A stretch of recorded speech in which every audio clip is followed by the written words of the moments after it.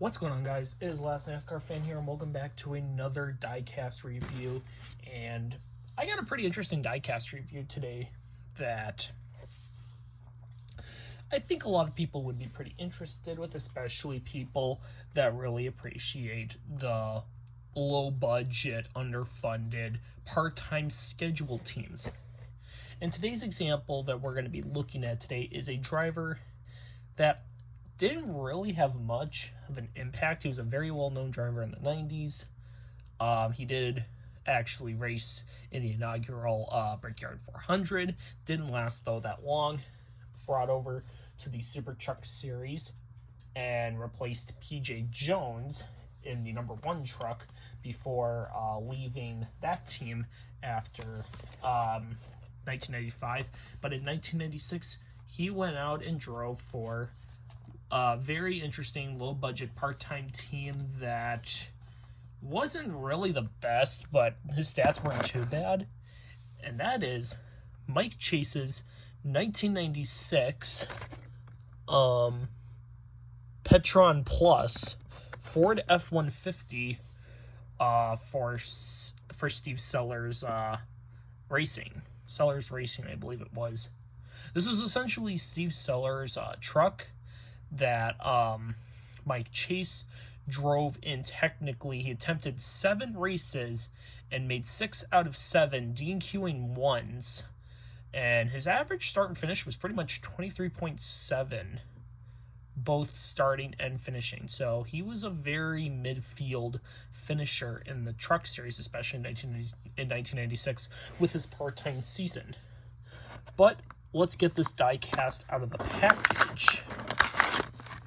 I have reviewed some older Truck Series diecasts, so if you're interested in seeing more older Truck Series diecast reviews, go ahead and smash that like button and let me know what you would like for future diecast reviews if you like the Truck Series diecast, especially the old Craftsman truck stuff. So here we got, this is the Mike Chase trading card. Redding, California. I wonder who else is from there. Tyler Reddick. But this is a pretty damn cool truck, and apparently, hearing from one of my buddies, Billy Kingsley, actually told me that this truck is very rare. This is a very rare Truck Series diecast to come by.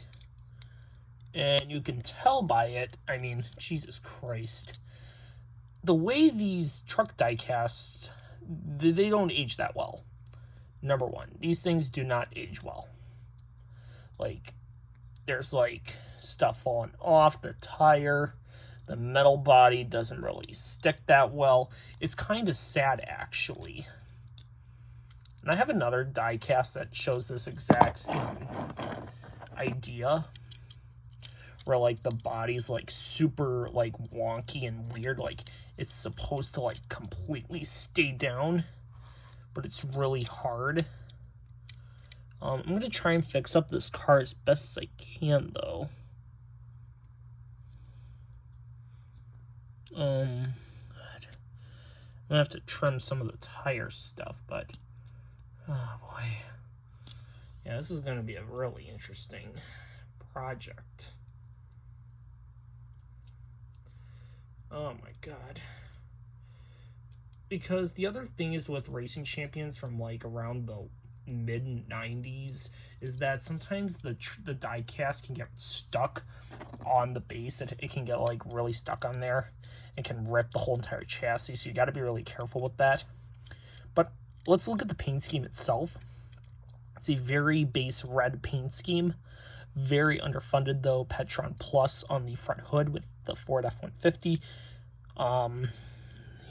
You only got like the 76 logo.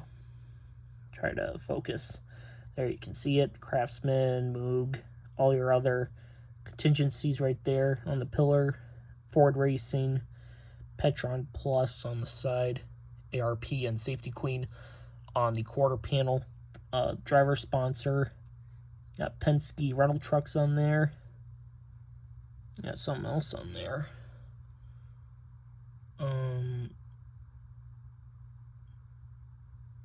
like Race Graphics or something like that. That's cool.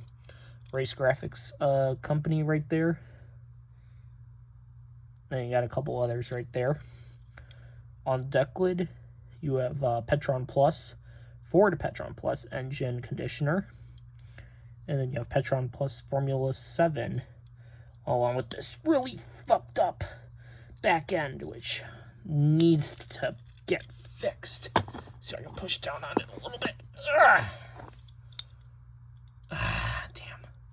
It's going to be hard, because these diecasts weren't really built well, especially back in the day. So they're always going to keep having issues with, like loose tire threads or some shit like that.